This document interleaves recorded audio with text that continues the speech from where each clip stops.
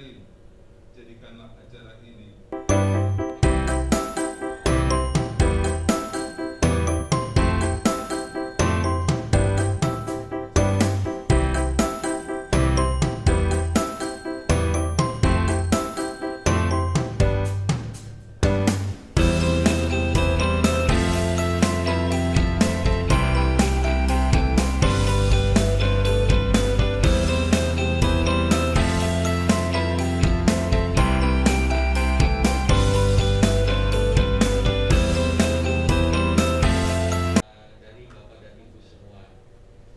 kepada Ketua Forum Perkebunan Berkelanjutan yang terus hadir dan menunjukkan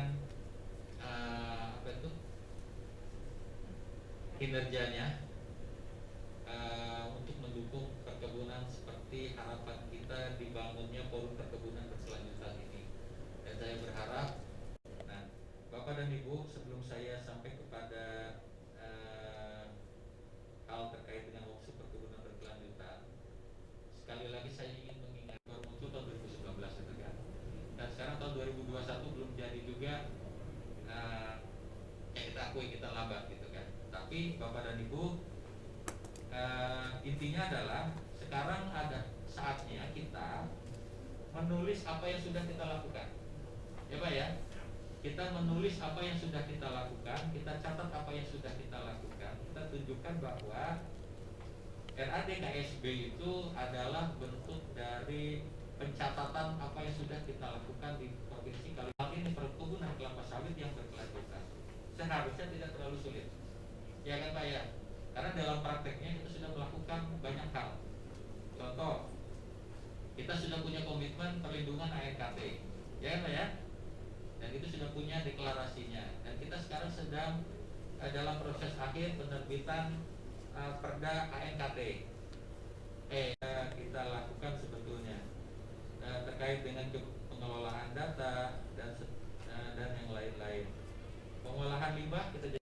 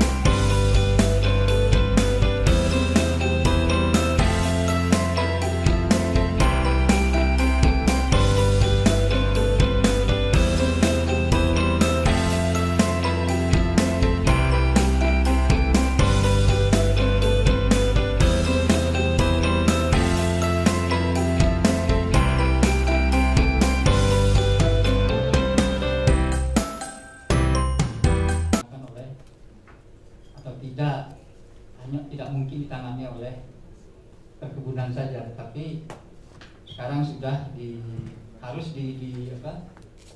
didukung oleh sektor-sektor lain.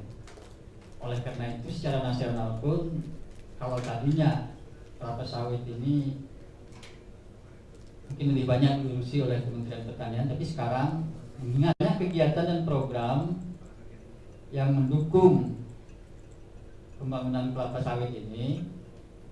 Jadi semua OPD, jadi dikatakan yang berkaitan dengan lingkungan, berkaitan dengan ketenaga kerjaan, orang berkaitan dengan pengaruh utamaan gender, tenaga kerjaan dan sebagainya.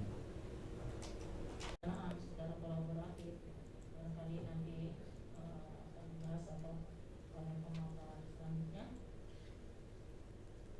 di mana juga Bapak Presiden telah menetapkan dalam Impres nomor 6 tahun 2019 tadi saya lihat hasil dari pembahasan bersama, tadi juga Pak Ujang ingin sekali bahwa apa yang disusun pada hari ini tidak mau atau tidak menginginkan bahwa itu ada kabupaten kota yang tidak. Ini di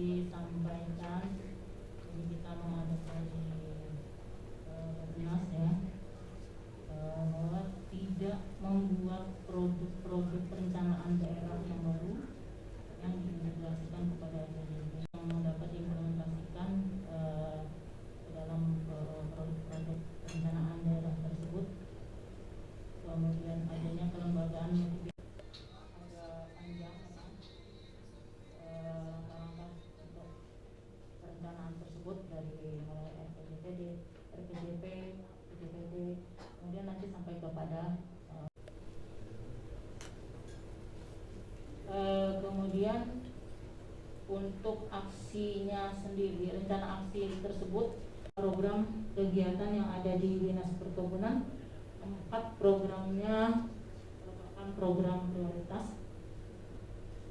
Kemudian yang kedua, melibatkan swasta dan dalam peremajaan sawit rakyat melalui skema kemitraan. Kemudian juga percepatan penerbitan surat tanda daftar budidaya dan penyelesaian legalitas lahan perkebunan rakyat. Yang kemudian yang keempat, penyediaan akses pembiayaan kepada pekebun, misalnya dengan kredit usaha rakyat. Kemudian juga melakukan percepatan bakalan ekspor bagi perkebunan rakyat. Selanjutnya juga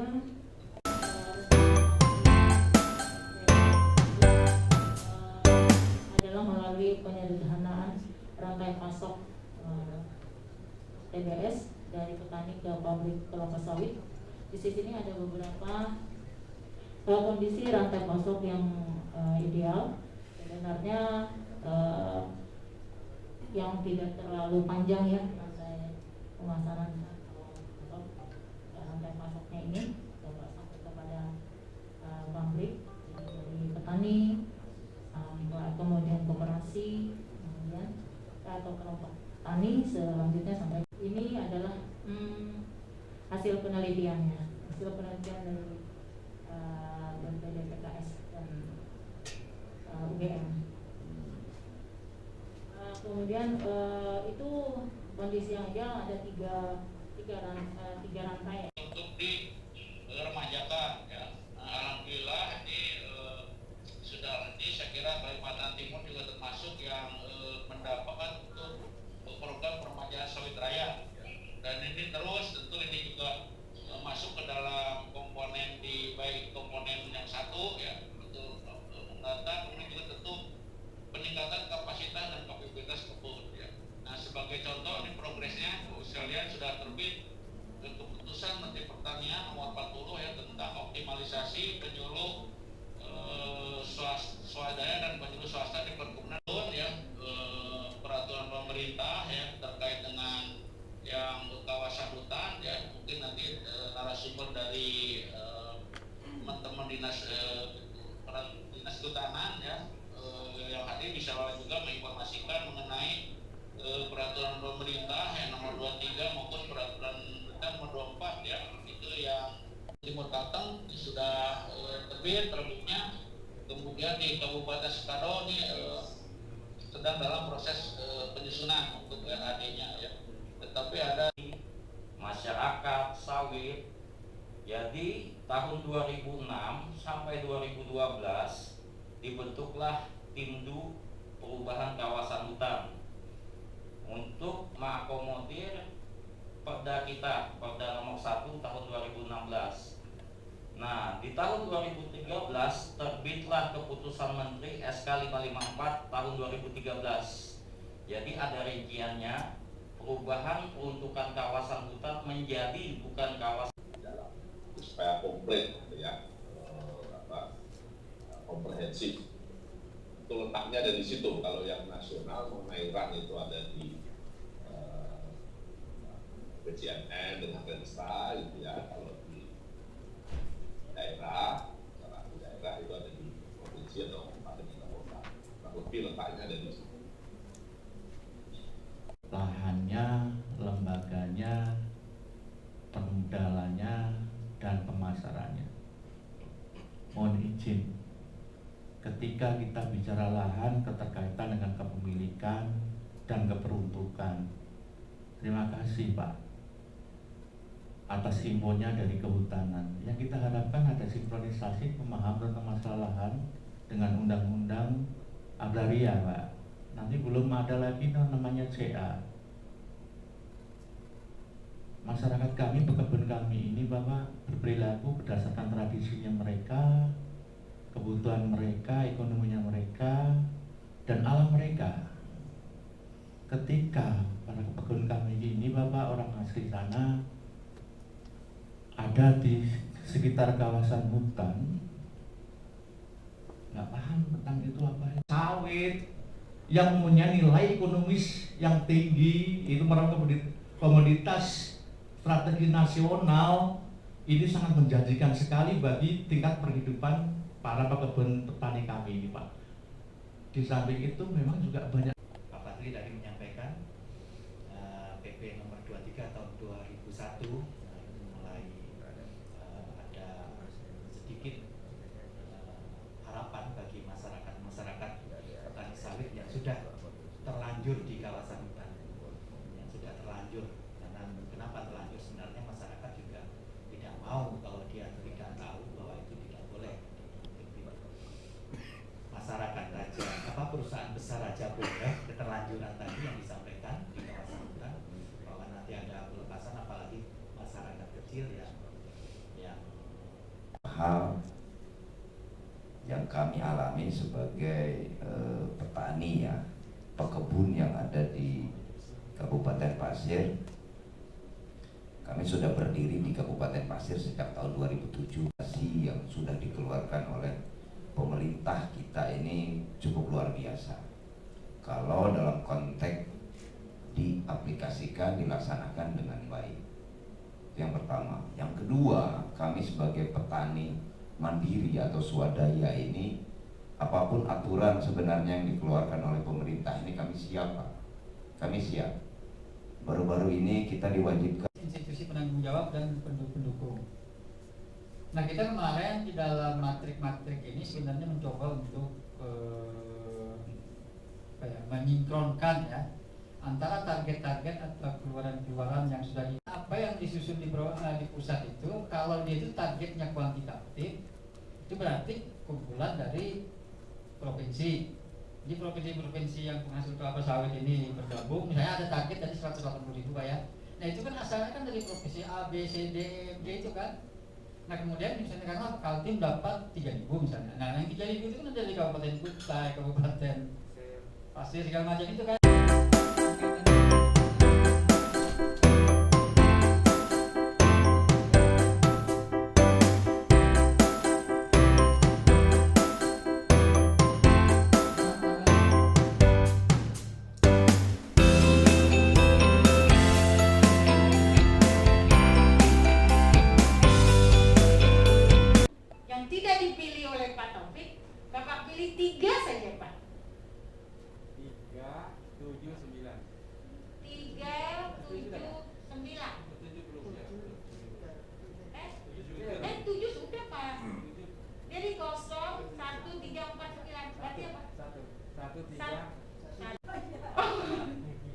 Bu Lasri, pilih 2 angka dari pilihan Pak Sekretaris di Sebelum Kutip.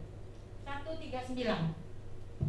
Tadi, tetapi pilihan Bapak, pilihan Pak Fajar di 1 dengan 9 ini mengandung konsekuensi yang luar biasa untuk semua kita di sini. Bapak dianggap jadi kepala sukunya nih Pak.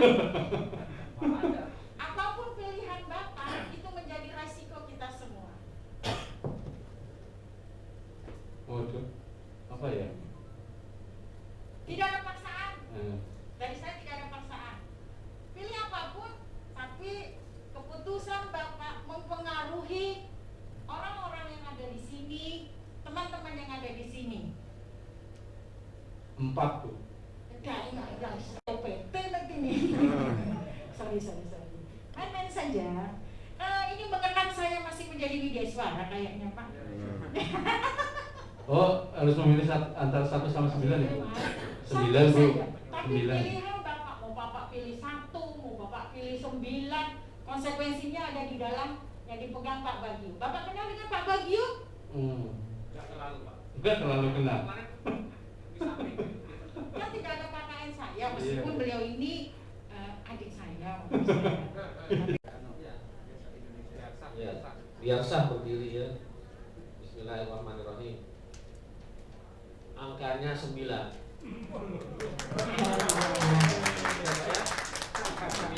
Artinya pagi hari ini Ibu Bapak saya ajak untuk memilih angka 9 sesuai dengan materi yang kami harapkan. Dengan bagaimana pergerakan atau ada progresnya sampai dengan saat ini, karena di 2020 kemarin kami sempat, perusahaannya sudah siap mensuplai, sudah ada kesepakatannya, sudah siap mensuplai bahan bakunya, lahannya juga sudah diserahkan, barang-barangnya pun sudah disetting sedemikian rupa di sana dengan biayanya luar biasa ya Pak. Nah, hanya saja komitmen dari kementerian, kabupaten, perkebunannya sendiri. Tetapi 2019 sebetulnya kita udah 103, sekarang 106 atau barangkali 106 ini kami harus verifikasi kembali. Tapi secara renstra, target renstra kami ini sudah tercapai semuanya. Karena tahun 100 kita harus 102.500 ya. Nanti tahun 2023 103.000 target kita seperti itu, dengan penurunan emisi mitigasinya 4.08 ton CO2 ekuivalen akan kita turunkan. Jadi teman-teman LH sebetulnya yang kontribusinya luar biasa di sini. Oke, di Kalimantan Timur yang baru melaporkan tahun 2020 itu berdasarkan LGPM itu hanya terjaring 112 perusahaan saja. Jadi kalau di area perkebunan, pelindungan sumber-sumber air di area perkebunan. Adapun target yang akan dicapai dalam kegiatan seksi konservasi lahan dan air yaitu penyusunan peraturan gubernur Kaltim tentang area nilai konservasi tinggi di usaha perkebunan. Yang kedua itu mendorong percepatan penetapan peta indikatif ANKT di kabupaten. Kemudian ada kegiatan berkaitan dengan pembinaan pelaku usaha yang belum mengelola dan mematahkan NKT di usahanya. Ini kita akan dorong, ada beberapa perusahaan yang belum mematahkan NKT sehingga nanti kami akan monek bersama dinas kabupaten untuk ke perusahaan-perusahaan yang mana belum melakukan pengolahan NKT dan belum mematahkan NKT. Artinya kita bisa gali apa permasalahan dari mereka. Terus yang selanjutnya adalah kita akan mendukung pelaksanaan FCP karbon naik. Sedangkan di 2009 itu berdasarkan tabular itu ada 103, namun berdasarkan SHP-nya itu ada 91.000. Sedangkan di 2020 ini data terakhir itu untuk tabular itu ada 112.000 hektar. Sedangkan SHP-nya yang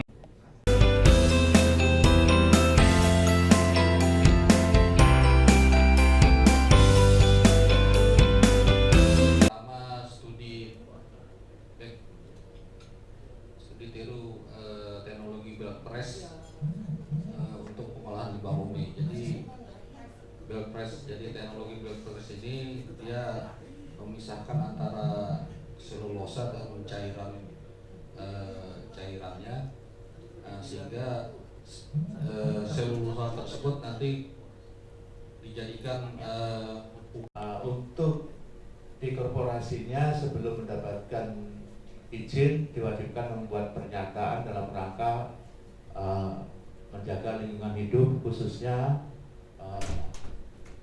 bahaya kebakaran, dan dianjurkan untuk sarana dan prasarananya itu di level korporasinya. Kebetulan itu adalah salah satu juga hasil kolaborasi dengan pemerintah. Nah, berdasarkan diskusi saya dengan kawan-kawan, memang saya juga mencoba kemarin sebelum datang ke sini, saya sempat komunikasi, ada nggak sih program kawan-kawan yang coba bisa dimainkan di sini. Nah, beberapa yang saya dapat adalah terkait dengan RADKSB, di mana kemarin kita bicara tentang traceability atau bagaimana transparansi dalam hal rantai pasar. Kebetulan kami juga baru mengembangkan sebuah aplikasi untuk penelusuran produk palm oil. Itu mungkin bisa diakses, saat ini masih dummy ya, masih belum fix. Itu bisa dicari di aplikasi namanya Harmony pakai U gitu.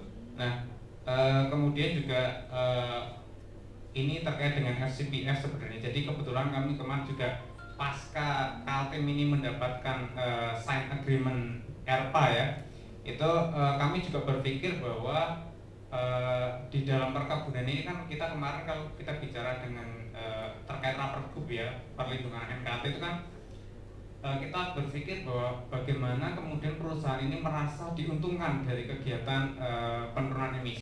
Di samping itu kita olah pemetaannya, kemudian bagaimana cara penanggulangan begitu menghadapi bencana. Tetapi KTPA itu tidak bisa memohon alat kepada BPD maupun Dinas Kehutanan atau KPH yang ada di lapangan, tidak bisa. Ya, tetapi dimungkinkan pinjam, ya, dimungkinkan pinjam lewat secara tertulis. Jadi kami sudah berkoordinasi di lapangan pinjam secara tertulis pada saat momen-momen ada musibah kebakaran. Terus bagaimana dengan pelatihan peningkatan SDM KTPA kita menitipkan pelatihan itu bersinergi dengan perusahaan-perusahaan yang telah ber-MOU. Jadi KTPA ada, MPA ada. Perkebunan kelapa sawit berkelanjutan yang dilaksanakan pada tanggal 16 sampai 18 Maret 2021 di Hotel Grand Tulip Balikpapan yang dibuka oleh Kepala Dinas Perkebunan Provinsi Kalimantan Timur dan dihadiri oleh instansi yang membidangi perkebunan, kabupaten kota, mitra kerja pembangunan, perwakilan perusahaan besar swasta, petani dan petani mandiri. Setelah mendengar tadi setelah membuka di sebelah, kemudian beliau lagi ke tempat yang lain yang memang kegiatan beliau tidak bisa dihindarkan seperti itu. Nanti kami ini berdampingan dengan Pak Yus Alwi, tapi Pak Yus juga dari FKBB ada kegiatan di luar susun bersama, ada dari Dijempun, ada dari Yangan, ada dari Kalimantan Timur tahun 2019-2020. Tentu saja kegiatan ini tidak hanya